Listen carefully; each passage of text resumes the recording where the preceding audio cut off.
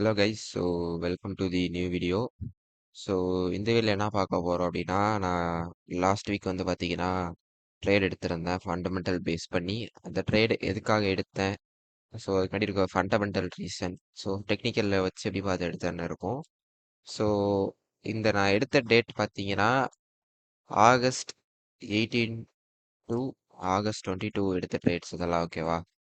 August 18 to August 22. So நான் வந்து மொத்தமாக எடுத்த ட்ரேடு பார்த்தீங்கன்னா அரௌண்ட் ஐ டுக் 4 ட்ரேட்ஸ். ஓகே, நான் எடுத்தது 4 ட்ரேட்ஸு. அதில் நான் வின் பண்ணது 3 ட்ரேட்ஸு. இன்னொரு ட்ரேடு வந்து ஒரு ட்ரேட் லாஸ் ஆச்சு. அதுக்கு வேண்டிய ஒரு ரீசன் இருக்குது ஓகேவா. பட் அதுவுமே ஓரளவு நான் ப்ரெடிக்ட் பண்ண மூவ் இருந்தது. But end of the day it was an loss. Okay, so first விஷயம், நான் வந்து இதுட்ட எல்லாமே ஃபண்டமெண்டல். ஸோ புதுசாக ஃபண்டமெண்டல் பார்க்குறவங்களுக்கு இது மேபி புரியாமல் இருக்கலாம். பட் என்னால் எவ்வளோ கிளியராக எக்ஸ்பிளைன் பண்ண முடியுமோ அந்த அளவு நான் எக்ஸ்பிளைன் பண்ணுறேன். ஓகே, ஸோ வந்து டெலகிராம் குரூப் வந்து லிங்க் டிஸ்கிரிப்ஷனில் இருக்கும். வேணால் நீங்கள் ஒரு ரெஃபரன்ஸ்லாம் செக் பண்ணி பாருங்கள். ஸோ இந்த இதை நான் அன்றைக்கி போஸ்ட் பண்ணேன்னா ஆகஸ்ட் 19 ஓகேவா. ஆகஸ்ட் 18 வச்சு ஆகஸ்ட் 19 நான் ஃபஸ்ட்டு எடுத்த ட்ரேடு. ஃபண்டமெண்டல்லாம் எடுத்த ட்ரேடு வந்து ஃபஸ்ட்டு வந்து யுஎஸ்டி கேடு வந்து செல் சொல்லியிருந்தேன். ஏன் நான் செல் சொன்னேன் அப்படின்னா, ஃபர்ஸ்ட் விஷயம் யுஎஸ்டி கேட் எங்க இருக்கு, யுஎஸ்டி கேட் எங்க இருக்கு ஓகேவா. நமக்கு வந்து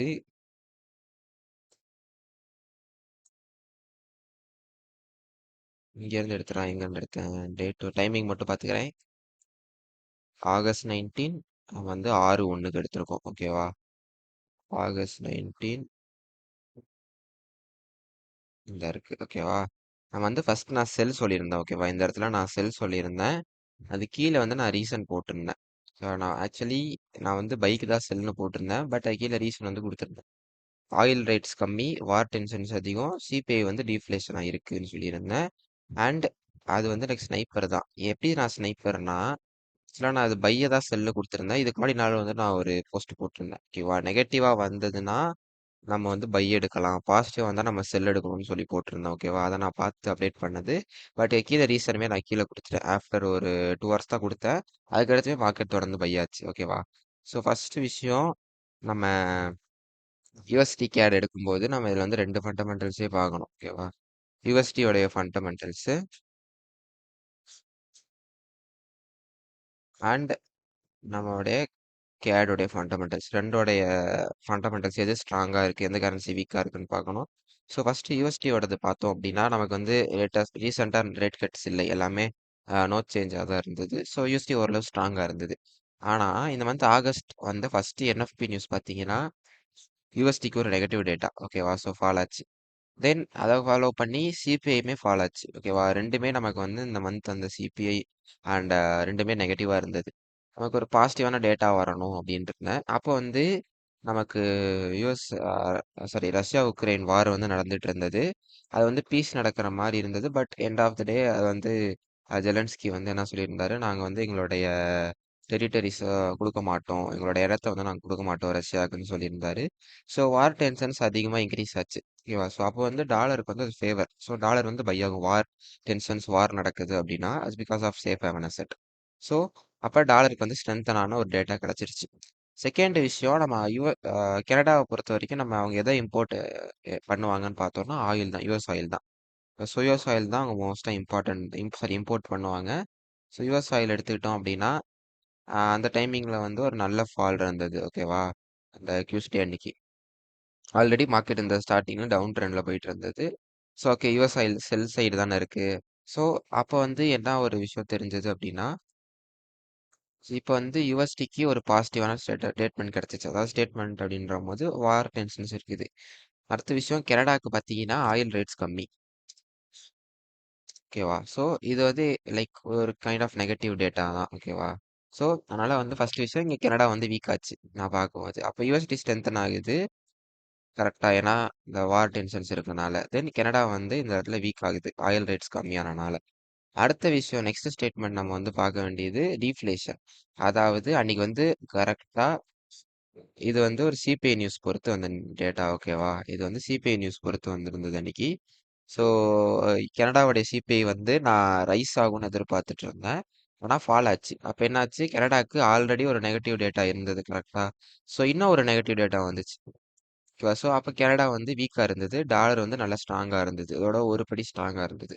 ஸோ அப்ப பிரைமரி அசெட் பொறுத்த வரைக்கும் டாலர் ஸ்ட்ராங். அதனால பை ட்ரேட் எடுத்திருந்தேன். இங்க நான் ஓப்பன் பண்ணோனே பை ட்ரேட் நான் அன்னைக்கு அந்த இதில கூட அப்டேட் பண்ணியிருப்பேன். இதுல இருக்கும் பாருங்க. ஸ்டிக்கர் நான் பை சொல்லியிருந்தேன். இங்க நியூஸ் ஆக்சுவலா கரெக்ட்டா 6 மணிக்கு இங்க பை. தென் அடுத்து வந்து மார்க்கெட் பை ஆச்சு. ஓகேவா? அன்னைக்கு அப்ப ஸ்டாப் ஆகல. அதோட வந்து அன்னைக்கு பை ஆனது இன்னும் பை ட்ரெண்ட்ல தான் இருந்தது. லேட்டஸ்டா பாவல் பேசின ஸ்பீச்ல தான் ஃபால் ஆச்சு. ஓகேவா? அரௌண்ட் ஒரு 3 to 4 டேஸ் கான்ஸ்டிடியூட்டிவ் பை. நான் சொன்ன இடத்துல இருந்து பை ஆச்சு. ஓகேவா? இது வந்து ஃபர்ஸ்ட் ட்ரேடு. இது ஸ்பெகுலேஷன் தான். நான் எந்த ட்ரேடுமே நான் லைக் அக்கௌண்ட்ல எடுக்கல. பிகாஸ் நான் கொஞ்சம் மைண்ட் செட் எனக்கு கரெக்டா இல்ல. அதனால அந்த ட்ரேட் எடுக்காம இருக்கேன். ஸோ செகண்ட் ட்ரேட் வந்து நம்ம பார்த்துட்டோம் அப்படின்னா ஆகஸ்ட் 20 நெக்ஸ்ட் டே அதை நான் மறுபடியும் போஸ்ட் பண்ணியிருந்தேன். அந்த கேட் வந்து நல்ல மூவ் இருந்தது. ஸோ அடுத்த ட்ரேட் வந்து நமக்கு NZD USD செல் எடுத்திருந்தோம். இது எதுக்கு எடுத்திருந்தோம் அப்படின்னா நமக்கு அன்னைக்கு வந்து நியூசிலாண்டோடைய ரேட் கட் பண்ணியிருந்தாங்க அன்னைக்கு. So NZD NZD USD date வந்து பார்த்தீங்கன்னா ஆகஸ்ட் 20 8 o'clock ஓகேவா? 7:30க்கு ரேட் கட் பண்ணியிருந்தாங்க. ஆகஸ்ட் 20 இங்கே ரேட் கட் பண்ணியிருந்தாங்க 7:30க்கு. நான் 8 o'clock போல சொல்லியிருந்தேன். ஓகேவா? ஸோ ஃபர்ஸ்ட்டு ரேட் கட் வந்து இவ்வளோ பெரிய கேண்டலாக வருது. ஒரு நான் மோஸ்ட்டாக என்னோட அப்சர்வ் நான் அதனால பார்த்ததுல நான் அப்சர்வ் பண்ண விஷயம் ஓகேவா? என்னன்னா ஒரு ரேட் கட் நடக்குது அப்படின்னா அங்கே வந்து ஒரு கேண்டில் வந்து ஒரு மீடியம் சைஸாக தான் மோஸ்ட்டாக வரும். ரொம்ப ஒரு அன்ஃபார்ச்சுனேட் சைஸ் கேண்டிலாக இருக்குது அப்படின்னா அதுக்கடுத்து மார்க்கெட் வந்து பெரிய மூவ்ஸ் கொடுக்காது. ஓகேவா? நான் அதுக்கு நான் லேர்ன் பண்ணதில்ல. ஸோ அதனால இப்படி இருந்தனால ஓகே கொஞ்சம் புல் பேக் எடுத்து செல் பண்ணலாம் அப்படின்னு பிளான் பண்ணிட்டு இருந்தேன். ஸோ அது மாதிரி நான் என்ன போட்டிருப்பேன்னா ஒரு ப்ரெஸ் கான்ஃபரன்ஸ் இருக்குது RBNZல ஒரு 8:30 இருந்தது. ஓகேவா? 8:30னா இங்கே வரும்.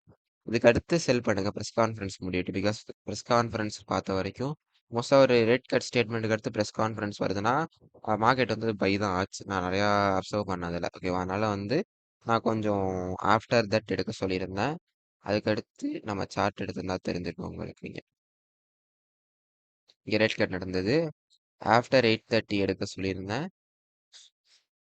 ஓகே ஆஃப்டர் 8:30 நமக்கு அங்கே ஒரு ஃபால் ஆச்சு. Then again market full back கொடுத்துட்டு இருந்தது. தென் ஆஃப்டர் நியூயார்க்கில் தான் என்ன பண்ணுச்சுன்னா இங்கே இருக்க எல்லா லிக்விடிட்டிஸையும் தூக்குச்சு. ஓகேவா? இது ஆக்சுவலாக ஏசியன் ஹைன்னு சொல்ல முடியாது. CBDR தான் வருது. ஓகேவா? ஸோ நியூயார்க் செஷன் அப்போ வந்து இந்த ஐஸை தூக்குச்சு.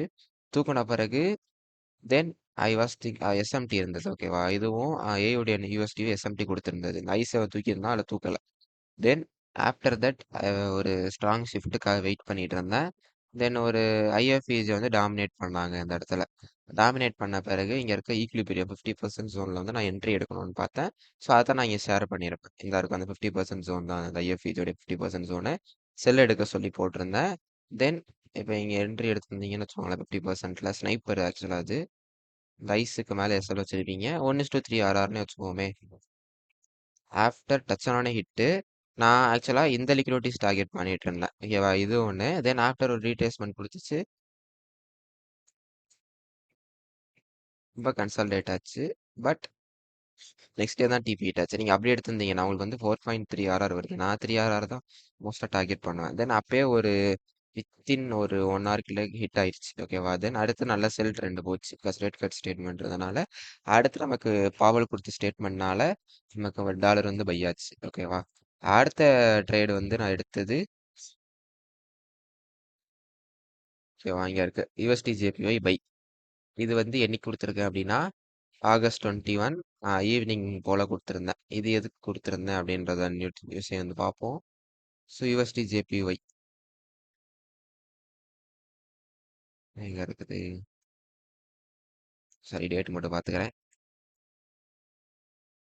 21 ஓகே 1950 ஓகேவா? ஆகஸ்ட் 21 இங்க கொடுத்துருப்பேன். ஓகேவா? இந்த இடத்துல நான் பை சொன்னது கரெக்டாக இந்த இடத்துல. ஓகேவா? ஃபர்ஸ்ட் விஷயம் டாலர் வந்து ஓரளவு ஸ்ட்ரென்த்தாக இருந்துச்சு. ஓகேவா?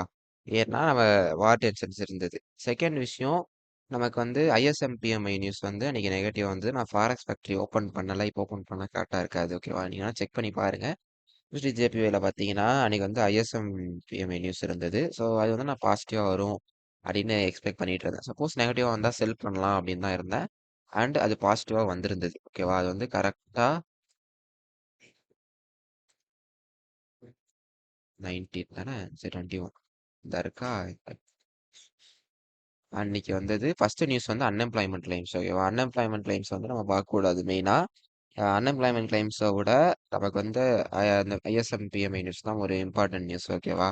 இங்கே ஃபோக்கஸ் பண்ணும்போது நமக்கு வந்து கரெக்டாக ஏழை காலுக்கு பாசிட்டிவான டேட்டா வந்திருந்தது. ஓகே, ரெண்டை கம்பேர் பண்ணும்போது இதுதான் கொஞ்சம் பாசிட்டிவான டேட்டா. ஓகே, தென் ஆல்ரெடி நமக்கு வாட்டன்சன்ஸ் இருக்கிறதுனால I was thinking of buying USD JPY. So அன்றைக்கே நான் பை கொடுத்துருந்தேன், வந்த உடனே பை கொடுத்துருந்தேன். Then if you have entered after that நான் தான் அந்த லோஸு கீழே எஸ்எல் வைப்பேன்.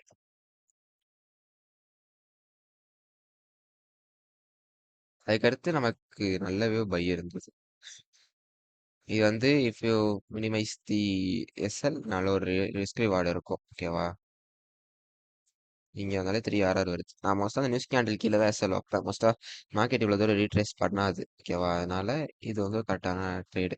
இதுவுமே நெக்ஸ்ட் டே மார்னிங் போல் தான் ஹிட் ஆச்சுன்னு நினைக்கிறேன். ஆமாம். ஓகே, ஸோ அதுக்கடுத்து தான் நமக்கு பாவல் ஸ்பீச்சுக்கு அடுத்து நெகட்டிவ் டேட்டா. அவர் வந்து ஸ்டேட்மெண்ட்டில் கொஞ்சம் அன்எம்ப்ளாய்மெண்ட்டுக்கான ரிஸ்க் எல்லாம் இன்க்ரீஸ் ஆகுதுன்னு சொல்லிட்டு இருந்தாரு. அண்ட் டேரிஃபோட இம்பாக்ட் ஆன சிபிஐ கொஞ்சம் ஷார்ட் லிவ்டுன்னு சொல்லியிருந்தாரு. ஸோ அதனால ஒரு ரொம்ப negative data. So next week அதாவது 25 வந்து நெக்ஸ்ட் வீக் ஸ்டார்ட் ஆகுது. அன்றைக்குமே நம்ம வந்து டாலர் டவுன் ட்ரெண்ட் இன்னும் வந்து நல்ல செல் ஆஃப் ஆக வாய்ப்புகள் ரொம்பவே அதிகம் ஃபண்டமெண்டலி. ஓகே, ஸோ அதனால அதுக்கு வெயிட் பண்ணிட்டு இருக்கேன்.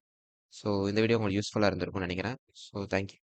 நெக்ஸ்ட் வீடியோ பார்க்கலாம். ஸோ டெலகிராம் லிங்க் வந்து டிஸ்கிரிப்ஷனில் இருக்குது, மறக்காமல் ஜாயின் பண்ணிக்கோங்க.